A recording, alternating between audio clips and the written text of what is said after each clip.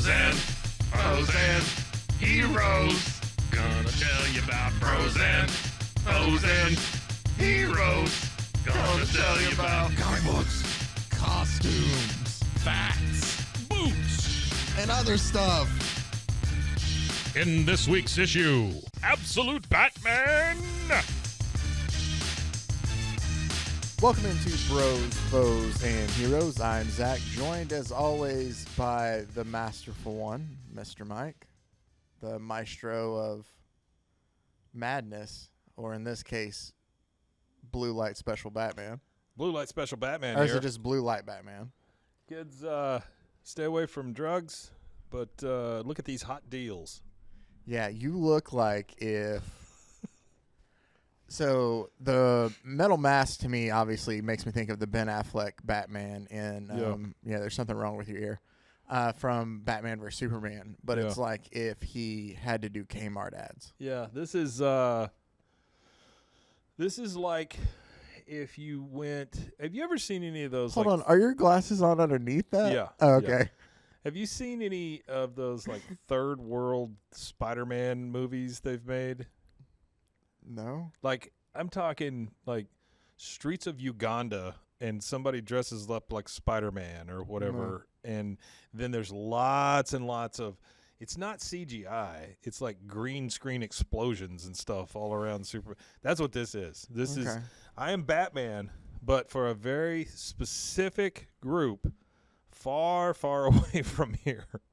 You're like the studio, like you have the Batman rights and you refuse to give them back to DC. So you just throw out this movie like every 10 years, like you have to. And this is what we get. I am Sony Batman is what I am. That's what I am. I am the Sony there Batman. You go. Yeah. Speaking of being Sony Batman, just real quick before we get into what we're going to cover today. Well, I guess that we will tee it up. Absolute Batman. I know we were on a Halloween kick, and don't worry, we're still going to be on it. I'll explain in a second. I'm going to tell Mike a little bit about Absolute Batman, the first of the Trinity kicking off part of the Absolute universe. We had the Mike on his ASMR kick today.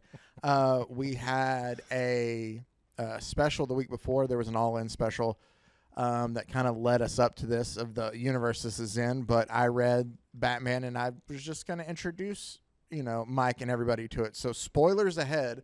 I'm telling you now, obviously, this is different because this is a book that's not even going to be a week old been out for a week by the time we're talking about it, which is something, different for us to cover something so new, but still. So spoilers coming up for that. And then also we are keeping it still with the Halloween spirit because I have not one, but two Golden Age horror tales that I'm sure will delight Mike. I read over them and just thought, Mike's going to like these. Yeah, I'm looking forward to it. We will go ahead and get things started off with Absolute Batman, and then we will follow up with the horror stories. So don't Batman. Oh, go ahead. Absolutely. Yes. Got it. Nice. Absolutely, we will have Batman. I started a joke, but I thought you were going to be like, I nothing didn't even there. practice that. Yeah, there that was just nothing good. there. Yeah, sorry. Also, don't forget, coming up on Wednesday, we have our World's Finest Wednesdays. And this week, we will cover the time that Batman and Robin battled against Superman. Not battled, but they had a friendly competition. For what? You'll have to tune in and find out. But it's something very, very important. It was the time when Gotham battled Metropolis. Mm-hmm. Very large building. Mike enjoyed it. Yeah, I loved it. So, there you go. We did them out of order now. Behind the fourth wall. So, let's go ahead and get things started with talking about Absolute Batman. And I'm not going to show off like a lot of the art and stuff since it's something so new. I'm not going to talk about all the story beats, but I am going to kind of dive into it a little bit. It's going to be out of order, not necessarily, but we're talking about this Batman as a whole. Again, spoiler alert. I can't say it anymore after this. So we're talking about Absolute Batman's whole.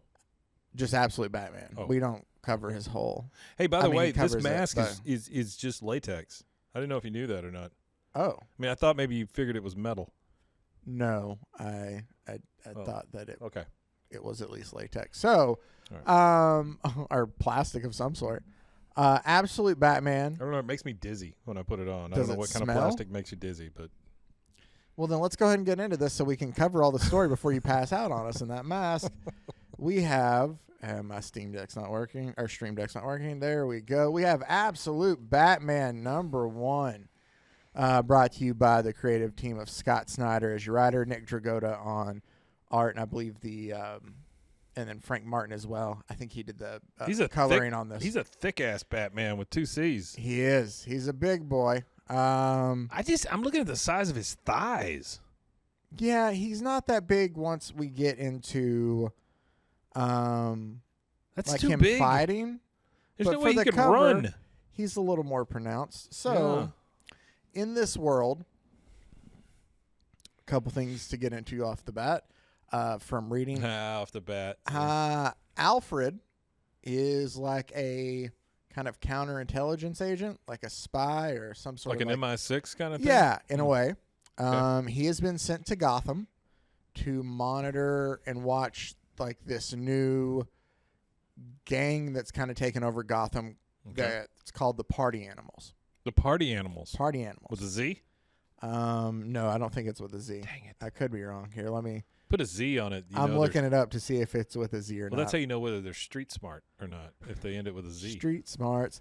No, it's just Party Animal. So there's there's no plural, just Party Animal. Okay. All right. What a Um, disappointment. Spoiler alert, the Party Animals seem to be led by Black Mask. The only reason I say that is because all of them, as we'll see them later, have like their own black masks that they wear. Do you know much about Black Mask? I don't. No. We'll see how he is in this world.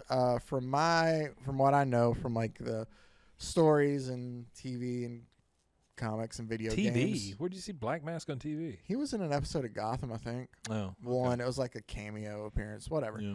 Gotham was weird. That was a weird show. See, a lot of people like it, and I just kind of. I thought it was fine, but it never really got to anything. You know what I mean? Like it was like I can't say that you because can I feel quit this coming watching up. it. Oh, you can feel this thing coming up, and nothing ever happened really. Yeah, I can't say anything because I quit watching, so Yeah. I can't like fully be like, oh yeah, no, it never led to anything. Then But it just wasn't. they introduced the kid that is basically the Joker, but then they're like, gotcha, that's not really him. Well, they brought him back. But then they bring him back He and inspired that's him. He inspired his brother. Or Yeah, the it's twin- just yeah. I don't know. That was silly. I don't like Anyway, it. where was I? Oh, so Roman Sionis, I believe. bless I you. wasn't prepared to give you a backstory on Black Mask for some reason.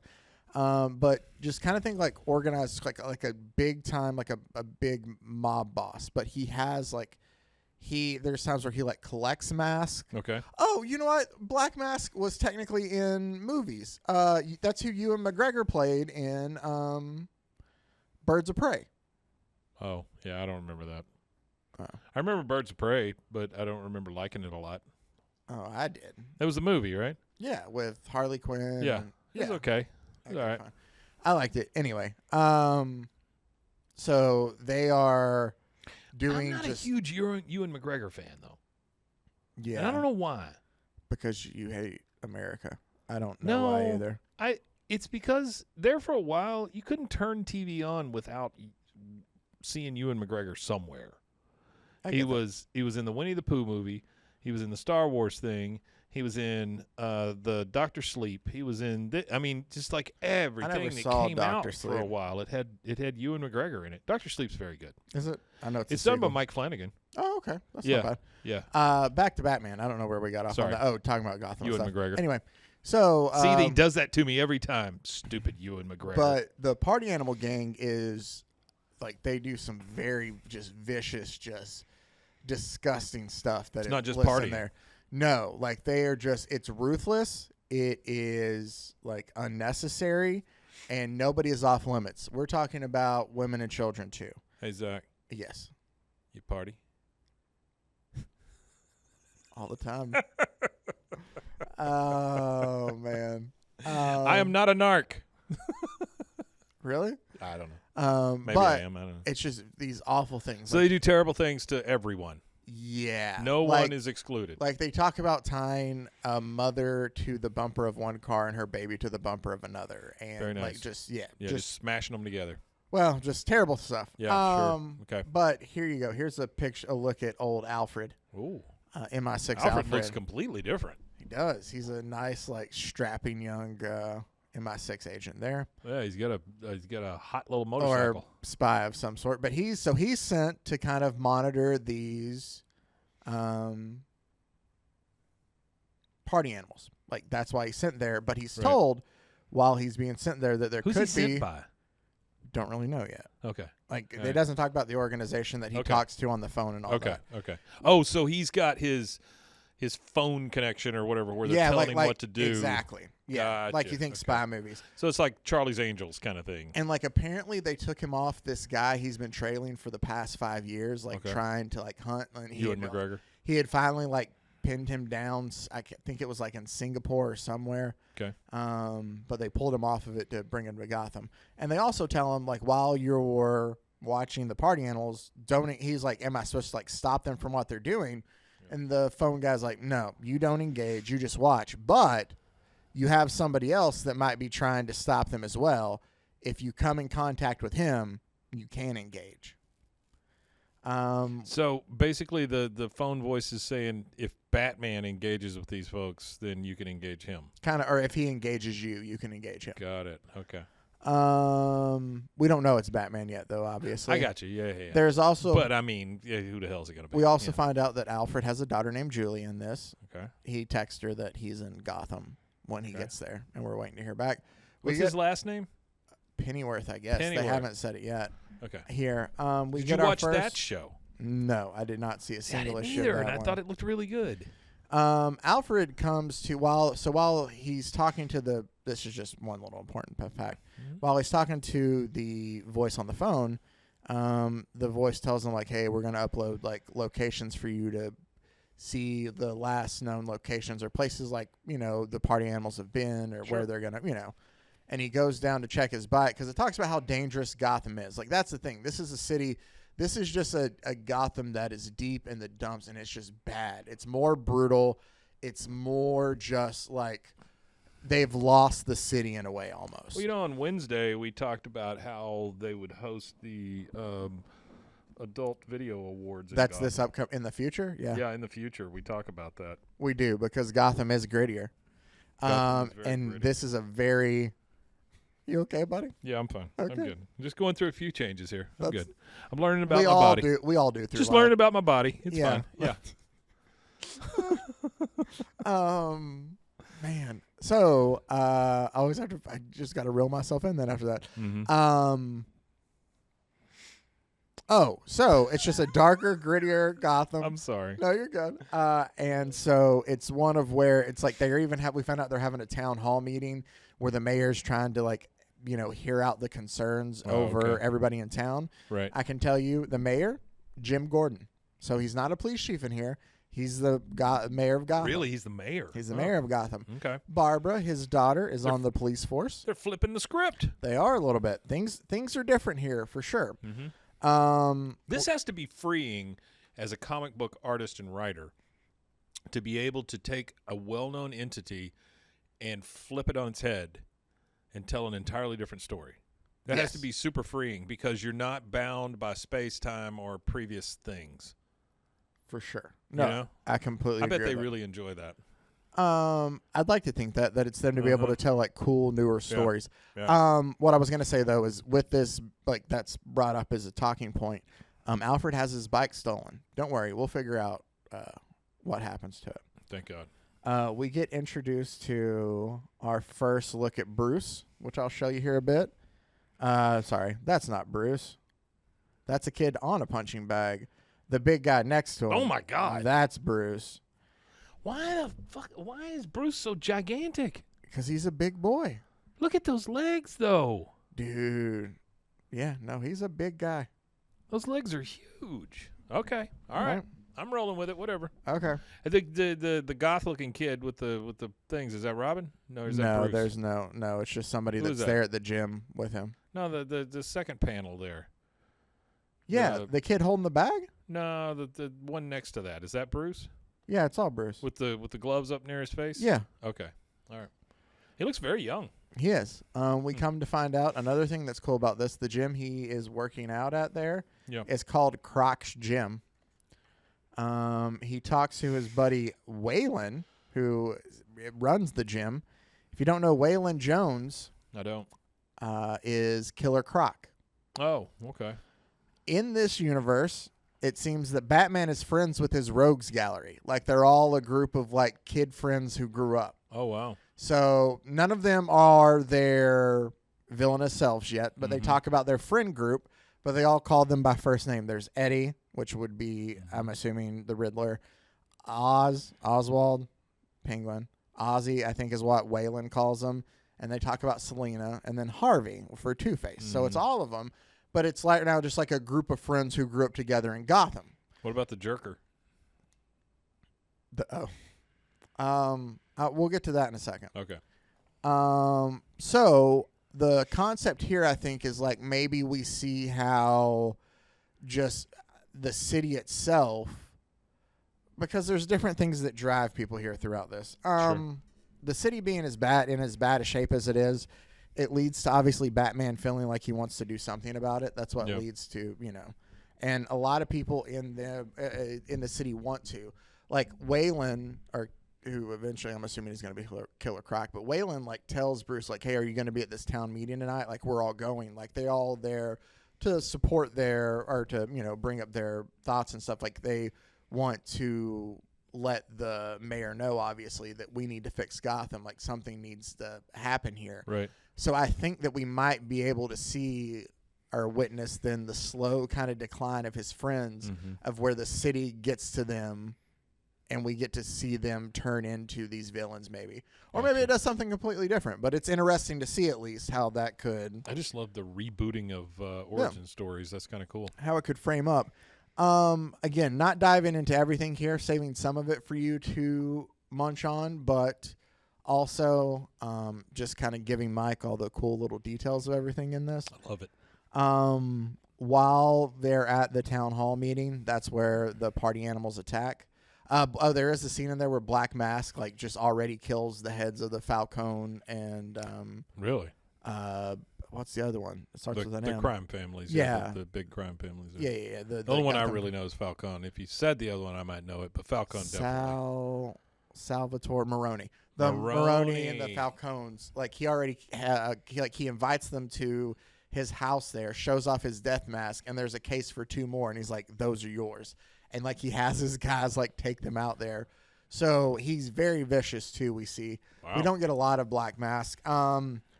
Batman is able to like, he scares off here. There's one scene that we have to talk about. Let me get to, because we talked about it a little bit before, and we haven't really gotten into. It's intercutting while this story is being told in the present. We're also getting flashbacks to like a day at the zoo. Okay. With he and his class and his dad, because in this version, his parents aren't like wealthy socialites of Gotham. Okay. His dad is a school teacher and his mom's a social worker. So his dad is actually the teacher of his class there, and they're on a visit to the zoo. That's being intercut with everything else that's going on in our story, back and forth between past and present day. So you said Killer Croc, Penguin, Two-Face, and Selina? And Catwoman and Riddler. Who's Riddler? What's his name? Edward Nygma, Eddie Nashton too, I think. Okay. All right. I'm trying to see where it's at. So I was just thinking, like, if they pulled all of that into a zoo atmosphere. Well, that is so. This first story arc, I'm assuming this was part 1 of 5 for issue 1, and it's called The Zoo. Okay. So it could. You're on this. I think. Well, I'm just saying. I mean, a lot of these criminals in comic books are animal related. Oh, for sure. In one way or another. So I didn't know if maybe that was a thing they were trying to do, a device they were trying to use. So the party animals show up at the town hall meeting, and Batman's ready for them.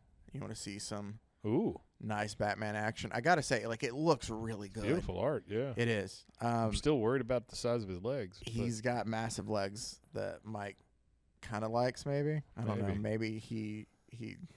Blue light special on Batman's legs.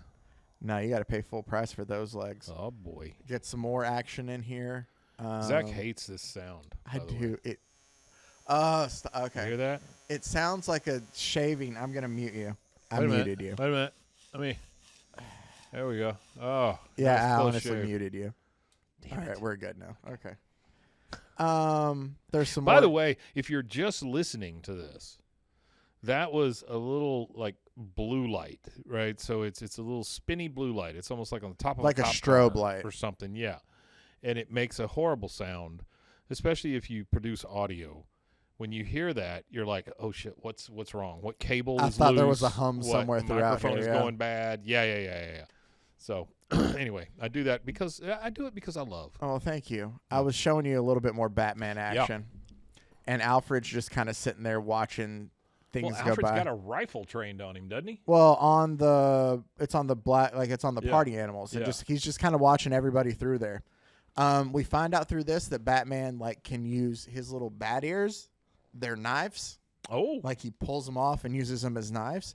His cape he can use as a weapon. It's like kind of origami like, and let me see if I can find. so it's almost like what was that? Where the cape hold takes on. on its own persona. In a way, it was before that. Here, I'll do that just to show. So see, like he's able to use it and whip it Mm-hmm. and like Whip it throw good. people with it. Yeah. That's what ultimately leads Alfred to be able to figuring out that Batman is Bruce Wayne, is because the way his cape moved. Oh wow. He won a science project back when he was 10 where he made a model of a collapsible bridge based off the bat suit, like exoskeleton kind of that Da Vinci used, and was able to make it like. And so like Alfred's very smart. He's a very smart detective. Yeah. But so he watches Batman take care of everybody. Oh, here's the part that we got to cover because I know we had talked about it before. Remember how we talked about Batman's chest piece maybe being an axe blade? Yeah. Okay. Well, it for sure is. And he goes up against one of the party animals who pulls out like a cleaver on him and tells him like, hey, this hand has killed like so many people. It'll add you to the list. And Batman just puts like the stick up to his chest and kind of pulls the blade off and then swings it off and just chops the Holy dude's head crap. off then. Wow. But don't worry, none of it's lethal. Nobody dies in all this. Like Alfred's actually kind of impressed that he's able to not murder anybody in his whole melee. And essentially Alfred tracks Batman down or Bruce down after he figures out that it's Bruce. We find out though when Alfred's telling us about he figured out it was him with like the bridge design. Yeah. Because what that won him and his class was a trip to the zoo, which is the trip that we've been kind of intercutting in and out with the whole time. Uh-huh. And that's where we get kind of what we think is going to happen with he and his dad there. And there's like a shooting incident that's happening at the zoo. And Thomas Wayne is still shot at the zoo, but what he's doing is he's ushering the entire class in to the place that houses bats. So like the aviary, it is. I think it is an aviary or like an enclave of whatever. But that it's kind like of stuff, the separate rooms that has all the nocturnal animals. Yeah. Like, at Yeah. the zoo. Yeah. Thomas has ushered his whole class in there, including Bruce, and he tells Bruce, no matter what you hear, don't open the door, and he like closes them in there. So, in this world, not both of Batman's parents are dead, just his dad. Okay. His mom is still alive. Also, his mom is still alive. His mom is still alive. We find out that Batman is the one who stole Alfred's motorcycle. Okay. He also shoots him in the face with a shotgun. But nobody does. Well, he modified it. That's not a real word. Alfred's shotgun. But yeah, no, nobody dies in this. Okay. Except the people that the party animals are killing. Mm-hmm. And then I'm looking at my notes to make sure I went over everything that was in there that I thought of. Yeah. The last thing. Go ahead. Can you tell me about the bat logo on his chest real quick? What about it? Why is it so big? I don't know. It's huge. Yeah, it's massive. But like, it's thick. It's not like just it's not. I don't know. It doesn't go horizontally large. it just goes up and down. It's big. vertically large. Yeah, It's weird. I don't know. It's almost like somebody took a big the art. black marker. Nick Dragotta's art looks fantastic through this whole thing. Like Oh no, that, I think the art is cool. It's just the logo is so far from anything I've ever seen. Yeah. So our epilogue, just to close this out to end issue 1, and then we're going to get into our 2 quick Golden Age horror stories, is we are then, like, Alfred's talking to whoever's on The Voice, and he tells him, like, hey, next time, like, I'm going to get this Bruce kid. Like, you know, he got one on me. Because Bruce ends up, like, escaping Alfred again later to close it out. Okay. And he's like, you know, we'll get him next time. And he tells him, all right, just stay focused. And for what it's worth, your old target, we lost him somewhere in the Philippines. He's in the wind. And, like, Alfred's like, you lost him? Like, 5 years I tracked him. What do you mean, like, you lost him? He studied with Henry Ducard in France, and then he killed the poor guy. Like, and while he trained with the League of Assassins, then he killed them. And now he's in the wind? Like, all this work I've done and this high-threat target is gone? And we see in Manila, like, this plane getting ready, and, like, one of the pilots is talking to the other one, and he's sitting there, and he's like, so just sir, nothing else? No Mr. this or that? And the guy's like, nope. They're all fake anyway. Jack, Arthur, hell, even I don't know his real name. When you're one of the 30 richest men on the planet, you can be whoever you want, I guess. I think he'd want to be. Think he'd want to be my rich, generous best friend. So this like is the he's Joker. making a joke, yeah. And This the is guy the Joker. and the guy tells him, "Don't do that." And he's like, "Why not?" And he's Yeah. like, "Don't make jokes around him." He's like, "Don't you hear? Like the guy never laughs. That's why they call him the Joker." Oh wow. So, Yes, we do have the Joker, who is going to be. Here's the thing that is kind of interesting. Now you have a supervillain with a lot of money. Mm-hmm. And a guy who is apparently trained with the League of Assassins and with Henry Ducard, who's the guy who trained Batman in some of the old previous ones. And I do love that they go Jack, which is, they call him Jack Napier in previous like accounts, like the Killing Joke and stuff like that. That was his name. Arthur. Well, I think Jack Napier was the name of him in the Michael Keaton Batman, wasn't it? Yeah. Or was something. Yeah, it might have been something. I think it was Napier. Yeah, but it was Jack still was his because it was first Jack name. Nicholson, Jack Napier. Yeah. And then Arthur, which is Joaquin Phoenix's Joker's name, Mm-hmm. but it just brings up like he goes by a lot of names, but he can use whatever he wants to. So Mm-hmm. there you go. That was Absolute Batman. You should go check it out. I'm going to pick up issue 2. I didn't know what to think at the time, but after reading it, I am totally down for it. So No, that was very cool. let's go ahead and get into, these are the ones, Mike, that you're going to be like, what? But it stays in with the Halloween theme. Our first one that I have my notes here that I have from Crown Comics. Mm-hmm. Crown Comics. Crown Comics. Proudly distributed by R.C. Cola. In 1945, publisher was McCombs. It was McCombs Publishing. Red we have McCombs? Ghost. No, The guy just used to own the McCombs, Spurs? Maybe. It's Ghost Hunter, whose name is Graves. Graves the Ghost Hunter. Graves the Ghost Hunter. Right, by at him B. Chrysler. What we have here in this story, Mike, is some good old 50s golden age public domain horror stories for you. So Graves is there in his night outfit, I guess if you want to call it that.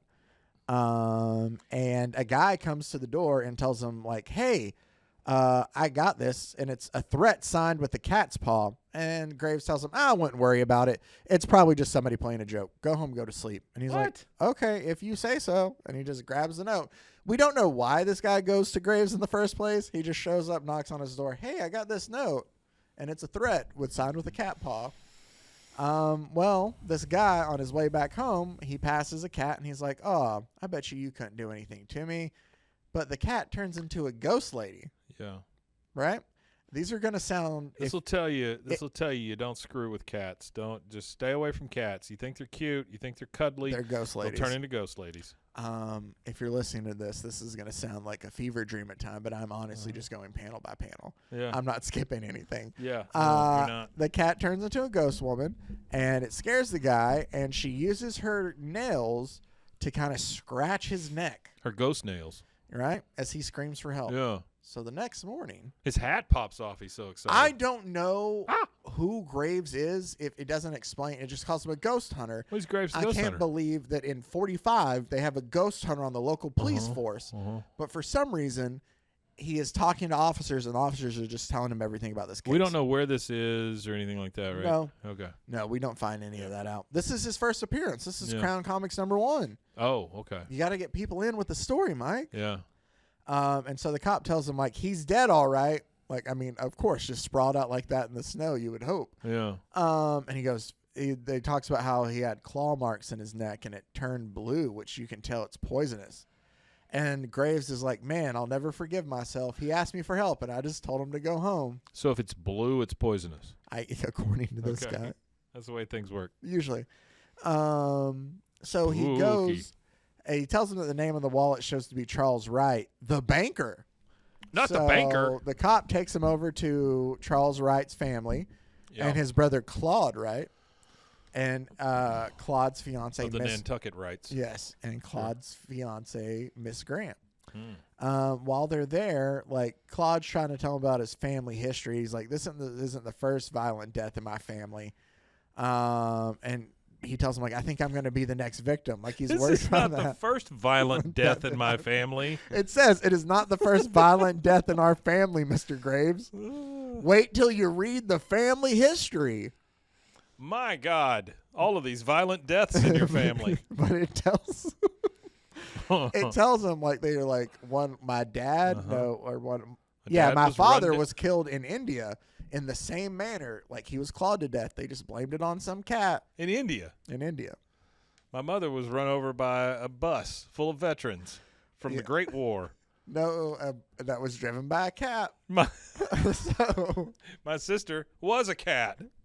she was the one murdering us. Well, that's never been proven. But so Claude tells Graves that he thinks he's Claude. going to be the one that's next. And Yeah. Graves looks out the window and notices that there's a cat walking that's not leaving any footprints.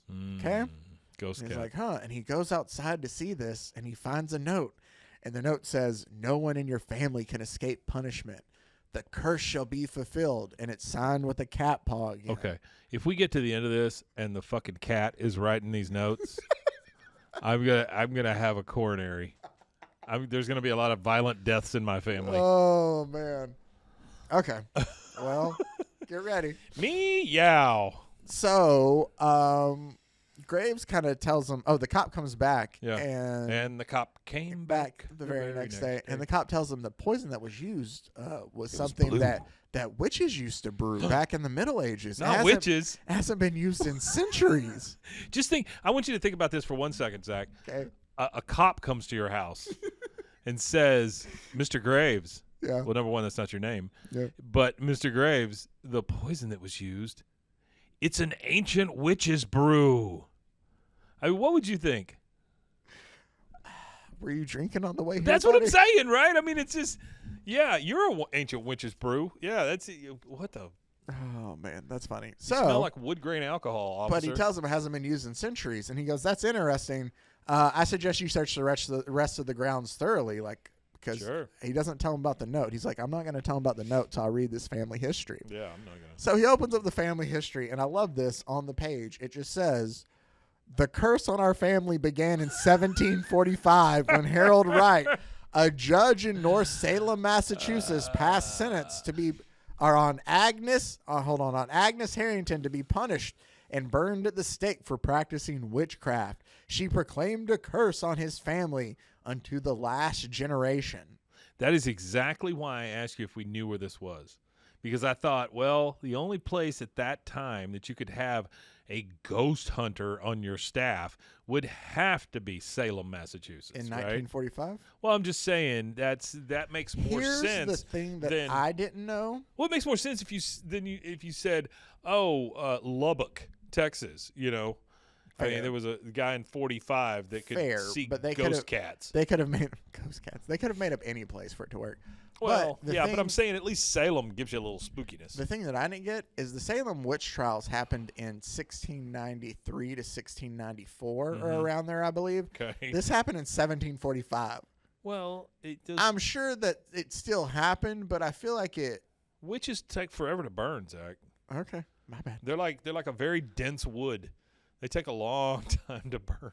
While 40-ish years. Yeah, I just spoiled part of it, but oh well. Ah, While he's I didn't see it. reading, that's fine. While he's reading the family history, whatever, we'll just go back to it. Wait, and whose family history is this? His? No, Or the the other Wrights, the other guy. Okay, all right. Right, Cloud Wright. It's really handy that he's got a book just sitting around with his family history. Here's my in it. family history. Yeah. So the ghost appears while he's reading the family history, and she leads him somewhere. Where does she lead him? To Miss Grant, Claude Wright's fiance, dead. And she's been scratched on her neck, too. That's right. This lady, it says a few minutes later, but how? We were all in the house. I'm next, is what Claude says. He thinks he's next. Poor Claude. And Graves is trying to figure out what he can do. But we see that Claudia is the last of the family. Claudia. Claude is the last of the family when he dies. That means really thought you my were gonna curse say is it's Claude and Claudia. No, it's Claude and Miss Grant. Okay. We find out that if Claude's dead, then that ends the curse that Agnes has against the family. There you go. Done deal. Well, so Kill that fucker. if you're Agnes, that's what you do. I'm just saying. Agnes like, hey, it's off this fucker. We'll be fine. So, Graves goes home, and he's like, I'm going to town to continue the search. You continue to search the grounds. And he heads And home. not tell anybody about anything I know. Yeah. Oh, later, Graves returns to the Wright library. Never mind. He's still at their house. And as he sits down, the cat appears, and he anticipates that she's there to kill him, too. Sure. Because he's looking for his disintegrator to take care of her, and he His can't find it in disintegrator? time. Yeah. Yeah. Yeah. He's looking for his disintegrator at somebody else's house so that he can take care of this cat ghost. Yeah. This all makes When you perfect say sense. it like that, Perfect sense. you're following along perfectly. Look at the ghost like caressing his face. No, she's scratching it with her claws. Oh, okay. But he can't find it in time as she scratches his face, which is poisoning him, just like she's Like done old everybody witches. else. And then she goes to get Claude, but as she scratches Claude, what? There's Graves back with his disintegrator. Uh-oh. And he grabs her by the ghost arm and uses his disintegrator on. Like, you see how he's holding her, but somehow it only disintegrates her. And then he gives Claude an injection with the antidote. Sure, the ghost antidote. No, the poison that she was using. The witch ghost antidote. That's why he went back to town, he tells them, is because I was getting the antidote for that poison they haven't used. I used it on myself, found my disintegrator, disintegrated her, used antidote on you. Everybody's good. No more ghosts. Thanks, the dude that disintegrates ghosts. What's his name again? Graves. Of course, it's Graves. Here's what I love. At the bottom of it, Graves the Ghost Hunter solves another weird crime of the supernatural in the next issue of Crown Comics. No, he doesn't. He doesn't show back up again. There's never another one? There's never another Graves the Ghost Hunter. All right, and then that brings us... I love how they tell us about the science of the disintegrator.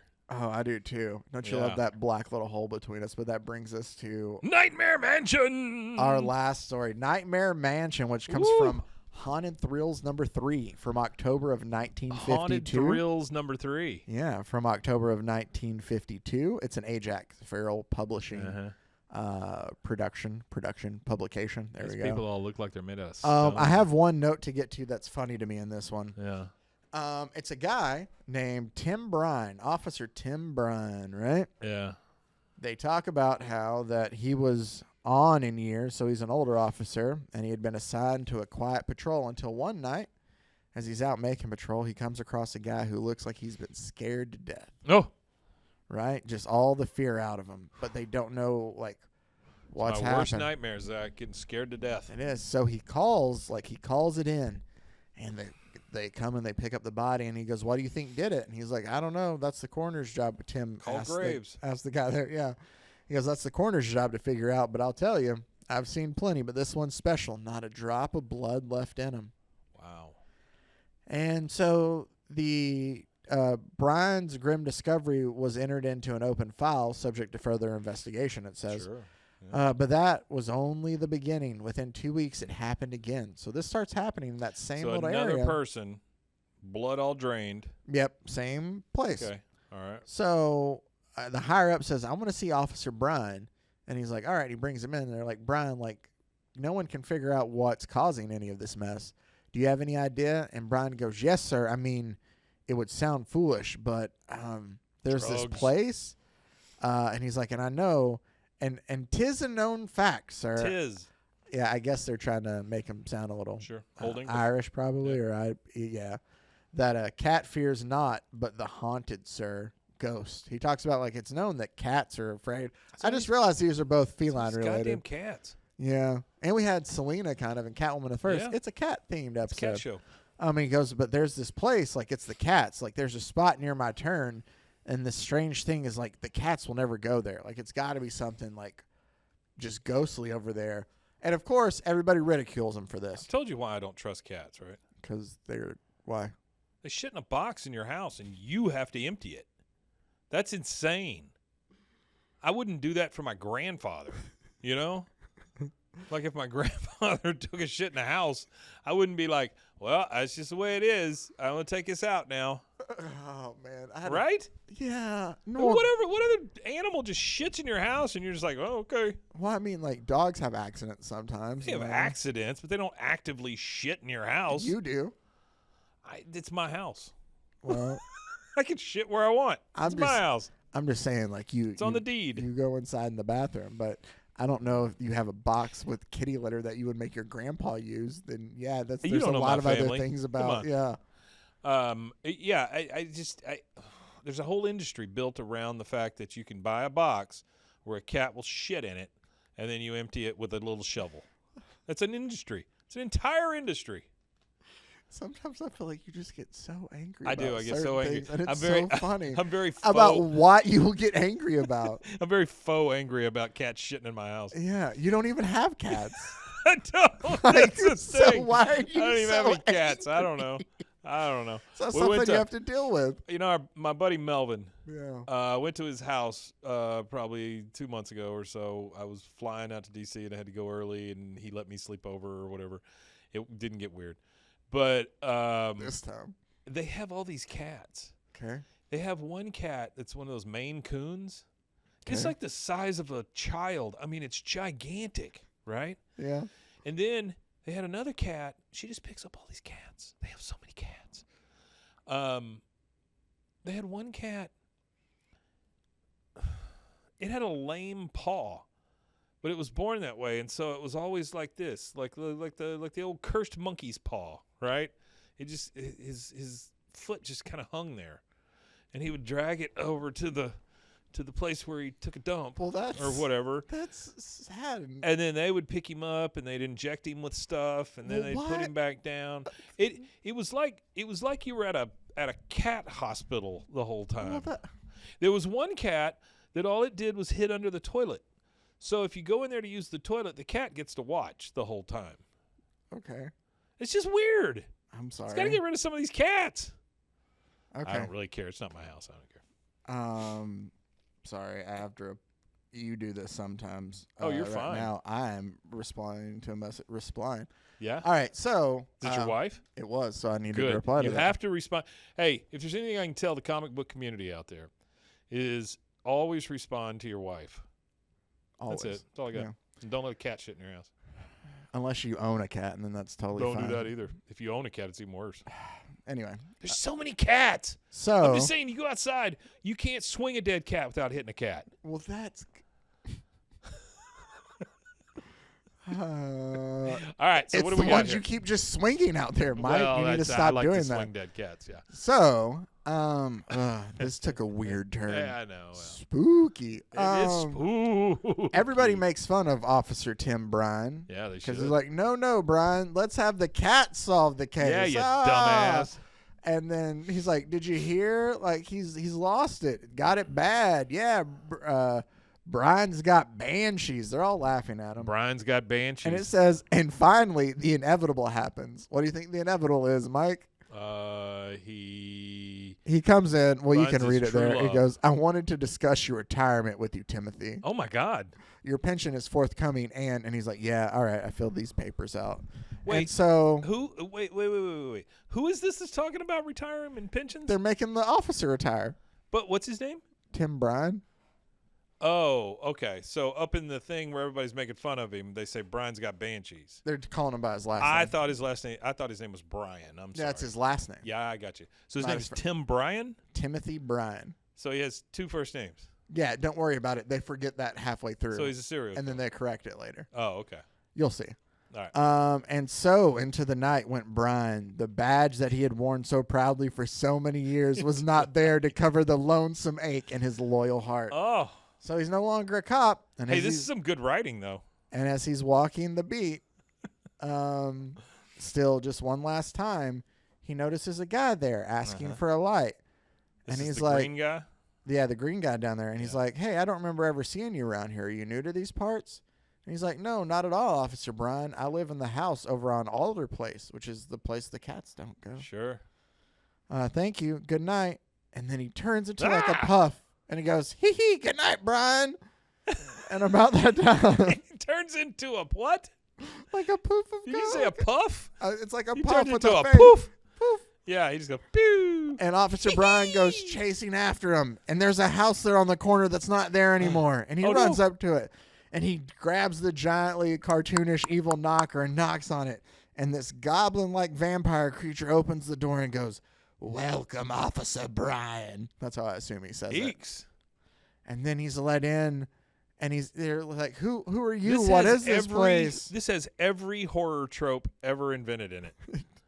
And he goes, my mistress awaits thee, and of her may thou ask. And so Brian goes up the stairs to see this woman, and he's like, and she welcomes him, and he thinks that he's dreaming. And she goes, I see ye have come unto our house, O Brian do. I don't know what the DHU is for.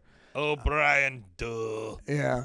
And he's like, those dead men, what do you want of me? What like, the guys that he found. What do I? And she's like, no, for on thee has been laid the hand of the true death. But we have decided that ye shall be kept here until thy time. What is this old For English bullshit thou that we keep going through here? Art one who could destroy us. And then it says, oh no, you don't. Oh, sorry. It says, oh no, you don't? I didn't mean to pause like that. Yeah, I got But you. it goes, oh no, you don't. Pat Bryan is no prisoner. No. Not His name's Pat. not while he's got strength left in his bones. And then he grabs the woman, and all of a sudden, everything around him disappears. Well, she says, The house. she says, loose me, arder. And then everything around him disappears, right? It's Yeah, all gone. Sure.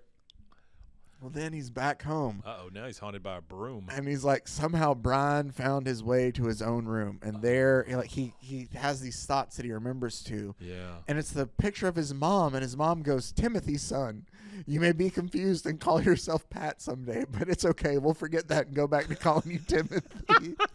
That's not what they say. But that's the thing, is she calls him Timothy again. Yeah. He just calls himself Pat in that one panel. Well, it's a nickname. It's like, I forgot. It's like the writer forgot the name of Guys this down at the character. bar, halfway they through. call me Pat. But his mom tells him, Timothy, son, a new broom is a marvelous thing, and used for much more than sweeping out the dust.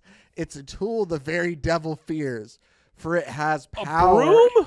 For it has power over souls that are soiled too. And so he grabs a broom, the words filtering through his dim memory, and he basically goes to where the house was, and he just starts sweeping very vigorously. It says, yes, but there was an urgency. Brian once again sought out the alder place. This time he was armed with a broom. And they're all the monsters that were in the house were like, no, oh, stop, Not a Brian, broom. for thine own sake. Brian, the hand of the Lord of death is upon thee. Spare us, spare us.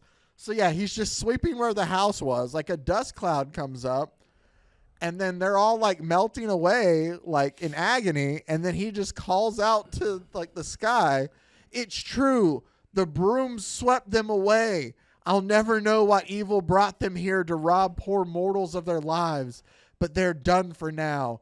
And then, but there was no way of knowing why Officer Brian had been given his strange, unofficial assignment to sweep up evil. For in the morning he was found, and around him was the grim evidence of his last task. All those dead bodies were the dead monsters, I guess. Those men carry on in Tim Bryan's place. May doubt the tale, but they'll not forget him, for the cats are back at Alder Place, and the sun plays across a bronze plaque, and the bronze plaque says, in memoriam, Officer Timothy Bryan, never Pat except that one time when he thought a ghost lady was around, died July 19, 1951 in the line of duty. Courageous, loyal. Line of duty? They fired him. And faithful to his duties until the end. They fired him and some ghost bitch gave him a broom. What do you that's not the line of duty. No. It was his own broom that he remembered his mom telling him about how brooms are special. Brooms don't come up at all until the very last page. Well, you wanted me to get angry about something. This is it right here. I didn't want you to get angry. No, I thought you would have tried now. Fucking brooms. Really? So there you go. That's how you kill ghosts? We talked Batman, and we talked about some... You know, I've told you before, like, there's a corner in my house. Well, this hair. Look at this. Well, that's what happens when you wear a Batman mask. I don't know what side I'm going on. There we go. So much better. There's a corner in my house that I'm very scared of. Okay. Especially late at night, because I think something's going to come following me. Yes, you've told me about that. Yeah. So what I'm going to do is I'm going to get a broom. That's all you got to do, and sweep it away. I'm going to get a broom in there. Yeah, sweep it away. Fuck you, ghost. I got a broom.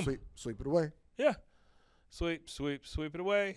Evil so there you go. The trash can. We covered Absolute Batman and a couple of Golden Age horror stories for you. Boy, those are weird. And funny, I thought. They said, here you go, buddy. You got 6 pages. Fill it with whatever the hell you want. That's essentially what they were, Yeah. I don't know. I found them entertaining and like the. Oh no, they're entertaining. They're just batshit crazy. That I do. Well, yeah. I mean, like the guy's name's Tim, Pat, Brian, whatever. The ghosts mock him in Old English. Then his mom appears, who's been dead for many years. Reminds him that he has a broom. He sweeps the room and then dies. Yeah, that's the story. You basically got it. Yeah. Yeesh. Okay. I'm ready for the sequel. Yeah, me too. Broom 2. Ghost Broom 2. Tim, Pat, Brian's all in. Tim, Pat, Brian comes again. So there you go. That's this week's issue of Bros, Foes, and Heroes. And I don't want anybody to think that I didn't enjoy those. I enjoyed those quite a bit. They were great. No, they were great. He hated every And it put me in a spooky mood. And now I'm going to hand out nothing but Swedish fish to all the kids. That's just kind of a... Isn't that weird? That's a weird thing to say, right? I put you in a bad mood. I had 6 pages. I'd filled them. Fair enough. Yeah. But next week, coming up, I'm telling you, we're still going to do Swamp Thing, so you can look at that. We'll have more World's Finest. We'll have another week after that of spooky stuff. And then Mike and I are going to prepare for things where we're going to get back on track with some weirdness in November. And we're going to record ahead because I have a little one on the way. You do? So we'll see how that works out. Yeah. So do you want to talk about that at all? I mean, we can just a little bit, yeah. You gonna have a spooky baby. I am gonna have a spooky baby. Halloweeny spooky baby. Yeah. So Little Jack. Yeah. Little Jack's on his way. Yeah. That's awesome, man. Congratulations, by the way. Thank you. I appreciate that. Yeah. So buy a broom now. I'm really stoked about that. But so we gotta record ahead. That's kind of why we're even though out of order. Yeah. We're trying to get ahead a bit. So if these seem out of order or I start talking about the World's Finest that hasn't been aired yet, then you'll know why. Yeah, exactly. I'm old and I get confused. And he easily throws me off because my ADHD is strong all the time. That's more about just you and I just bullshitting back and forth. And that's true. I always enjoy this, man. I think you think I don't sometimes, but I really do. It's a chance for me to just kind of not think about things. Well, good. You know what I mean? Yeah, I get that. And like when you bring in the old ass stuff like that, where apparently brooms have killed monsters for centuries and we didn't know it. Yeah. I mean that's golden literature as far as I'm thank you, because it is the golden age. Yeah. I appreciate it's it. It's not Pokey Little Puppy, but still. I love the Pokey Little Puppy. He's very pokey. I have that golden book. That was one of the golden books that Well, they only made like 3 of them. So. Well, there's what? No, there's a shit ton of golden books. Was there? Yeah. Yeah, that's kind of my And they point. make golden books out of everything now. Yeah, we got a bunch of golden books at our house from like when my wife was a kid. My parents didn't allow me to read, so I don't have any. They didn't want you to be learned. I get it. Well, I mean, it was a very Southern Baptist upbringing that made me go to a Baptist high school. They didn't encourage reading. You only had picture books till you were in like the junior year. It right? was like, and I'm not even kidding when I say I was making a joke with the picture book. But Oh, yeah. No, it was pop-up books. Yeah. But I'm not even kidding when I say that in my middle school era, to quote Taylor Swift, I was... She had a middle school era? Everything's an era to her. We would get these little packets, and it would be like for math. You'd open it up, and it would say Jesus plus 3 disciples equals 4 or whatever, and that was literally my, yeah. So, again, it's not that they didn't necessarily encourage reading, but they didn't want you to be real smart. I got you. Yeah. If you're Bible smart, that's one thing. If you're smart, then you're a threat. You question things. So I was a super threat, Zach. Because you're smart? I don't know. Eh. Making shit up. I got you. Well, so we got a World's Finest coming up on That's how you Wednesday. Can tell you've gotten to the end of the episode. Yeah. World's Finest coming up on Wednesday when Gotham battled Metropolis. Yeah. For a very, very special prize you'll have Oh. to tune in to see. It's a massive thing, man. Boy, it's a big deal. And then, yeah, we'll have Swamp Thing coming up. Also, another week of spooky somethings. I think I know what I'm going to do if I can find it. And then more World's Finest, and then we'll kind of get back on track with other non-spooky stuff. But just comic book craziness and weirdness and awesomeness and all of it in general back in November. Thank you guys for taking the time out to listen. As always, make sure to check out all the other great podcasts on the Rogue Media Network family of podcasts. RogueMediaNetwork.com. And until next time. Never done it that way. I know. And until next time, stay safe, everybody. Hey, Golly Con guys. Frozen, heroes. Gonna tell you about Frozen, heroes. Gonna tell you about.